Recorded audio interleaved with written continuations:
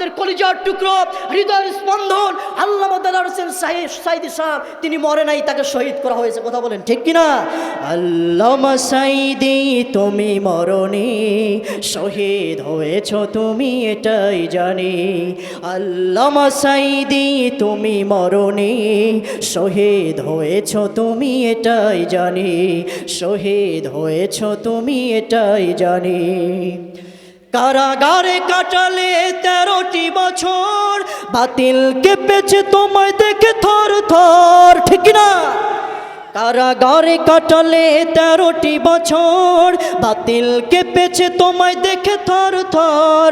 তুমি যে ছিলে মোদের নয়নমণি, শহীদ হয়েছ তুমি এটাই জানি। আল্লামা সাঈদী তুমি মরনি, শহীদ হয়েছ তুমি এটাই জানি, শহীদ হয়েছ তুমি এটাই জানি। দেহ মাঝে যতদিন ছিল তব প্রাণ, বলেছিলে তুমি সেই প্রভুরই কালাম, ঠিক না? দেহ মাঝে যতদিন ছিল তব প্রাণ, বলেছিলে তুমি সেই প্রভুরই কালাম। তাই তো তোমায় পেতে কাঁদি ভরে, তাই তো তোমায় পেতে কাঁদে মন। আল্লামা সাঈদী তুমি মরনি, শহীদ হয়েছ তুমি এটাই জানি। আল্লামা সাঈদী তুমি মরনি, শহীদ হয়েছ তুমি এটাই জানি, শহীদ হয়েছ তুমি এটাই জানি, শহীদ হয়েছ তুমি এটাই জানি। কথা বলেন ঠিক কিনা? কাফেররা বলেছিল, আর আল্লাহ রাব্বুল আলামিন কোট করে জানিয়ে দিলেন, কাফেররা চায় না মানুষ যাতে কোরআন শুনে, কোরআন বুঝে।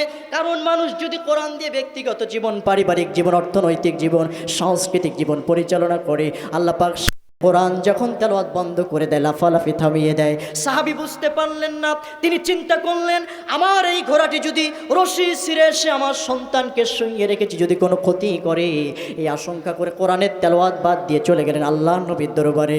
বিশ্ব নবীকে সালাম দিয়ে বললেন, ইয়া রাসূলুল্লাহ, ইয়া হাবিবাল্লাহ, জীবনে আশ্চর্যজনক ঘটনা ঘটেছে, এমন ঘটনা কোনোদিন ঘটে নাই।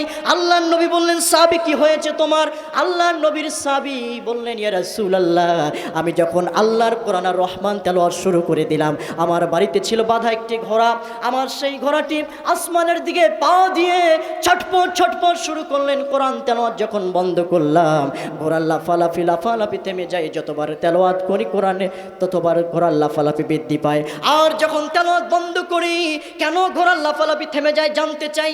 আল্লাহর নবী সাহাবীর কথা শোনার পরে আল্লাহর নবীর সাহাবীর দিকে বিশ্ব নবী তাকালেন, তাকিয়ে বললেন, ও সাহাবী, তুমি শুনে নাও, আমার নবীর মন বলে, তুমি যখন আল্লাহর কোরআন তেলাওয়াত শুরু করেছো, আল্লাহর অগণিত অসংখ্য আসমানের ফেরেশতাগুলি আল্লাহর কাছে আবেদন করলেন, রব্বুল আলামিন, আসমান থেকে আসমানি কিতাব শুনতে চাই না, জমিনে গিয়ে আপনার নবীর সাহাবীর কণ্ঠে কোরআনের তেলাওয়াত শুনতে চাই, পারমিশন দেন।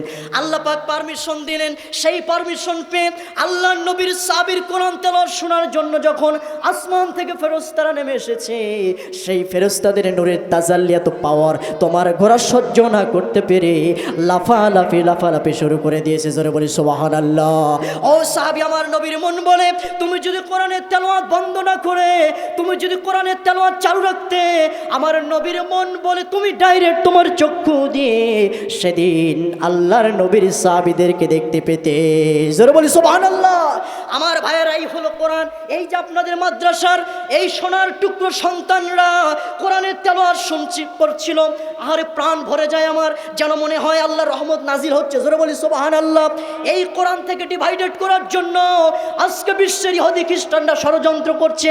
এটা নতুন কোনো বিষয় নয়। এই বগুড়ার জমিনে গত বছর মুফতি আমির হামজা ভাইকে কথা বলতে দেওয়া হয়নি। কথা বলেন ঠিক কিনা? আমরা যখন কথা বলেছি, এক শ্রেণীর লোকেরা দেখেছি দায়িত্বশীল, তারা এসে মাইক কেড়ে নিয়ে বলে কানের পট্টি গরম করে দেবো, ঠিক কিনা বলে? আমি আজকের এই বগুড়ার ময়দান থেকে বলতে চাই, আজ তোমরা কোথায় গেলে? ওয়ামাকারু ওয়ামাকারাল্লাহ আল্লাহু খায়রুল মাকিরিন। আল্লাহ কৌশল করেন, তোমরাও কৌশল করো। আল্লাহ পাক আল্লাহু খায়রুল মাকিরিন, উত্তম কৌশল অবলম্বনকারী।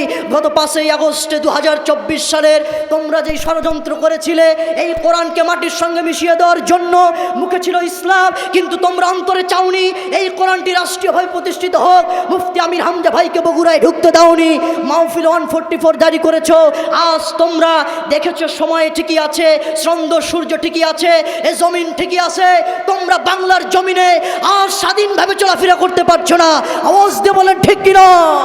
আমার ভাইয়েরা, যারা এই কোরআনের ষড়যন্ত্র করবে তাদেরকেই আল্লাহ পাক লাঞ্ছিত করবে, আর যারা কোরআন বিজয়ের জন্য চম দিবে, ঘাম দিবে, রক্ত দিবে, আল্লাহ তাদেরকে হযরত ওমর, হযরত খুবাইব আর খাব্বাবের মতো সম্মানিত করবে। আওয়াজ দিয়ে বলেন ঠিক কিনা? আমার ভাইয়েরা, এই কোরআনকে বিজয়ী করার জন্য আমাদের শ্রদ্ধেয় ভাজন আল্লামা শহীদ আল্লামা দেলাওয়ার হোসেন সাঈদী সাহেব, কিন্তু তার অপরাধ কিছুই ছিল না। তার অপরাধ একটাই ছিল, আল্লাহর এই কোরআনকে রাষ্ট্রীয়ভাবে প্রতিষ্ঠিত করার। কথা বলেন ঠিক কিনা? কিন্তু এক শ্রেণীর লোকেরা চায়নি। আজ সাঈদী সাহেব মারা যায়নি, আজ আল্লামা সাঈদীর শহীদ হয়েছে, আল্লামা সাঈদীকে শহীদ করা হয়েছে। সে তার উচ্চস্বরী আমরা আমাদের ভুলে গেলে হবে না। কোরআনের ষড়যন্ত্র আজ কোনো নতুন বিষয় নয়। প্রিয় ভাই সব, আমাকে সম্মানিত মহোদয়রা বলছেন কমিটি বিন্দু সময় শেষ। আমাদের আল্লামা দেলাওয়ার হোসেন সাঈদী সাহেব অনেক কথাগুলি আসতেছিল, বলতে পারলাম না সময় স্বল্পতার কারণে। আমরা জানি প্রিয় ভাই সব, আমি অন্তরস্থল থেকে কমিটি বিন্দুকে ধন্যবাদ জ্ঞাপন করছি। অল্প সময় হলেও আমাকে কিছু কথা বলার সুযোগ করে দিয়েছেন এত সুন্দর চমৎকার আয়োজনে। আল্লাহ পাক রব্বুল আলামিন আজকের মাহফিলকে সাকসেস করুন, সফল করুন। সকলের সুস্বাস্থ্য দীর্ঘায়ু কামনা করে এখানেই শেষ করছি। আমার নাম মাওলানা আব্দুল আজিজ। আমি আপনাদের উত্তরবঙ্গের সরকারি আজিজুল হক কলেজ ইসলামিক স্টাডিসে পড়াশোনা করছি। দোয়া করবেন আল্লাহ যেন আমৃত্যুই কোরআনের খেদমত করার তৌফিক দেয়, বলি আমিন। ওয়া আখির দাওয়ানা আলহামদুলিল্লাহি রাব্বিল আলামিন। আসসালামু আলাইকুম ওয়া রাহমাতুল্লাহি ওয়া বারাকাতুহু।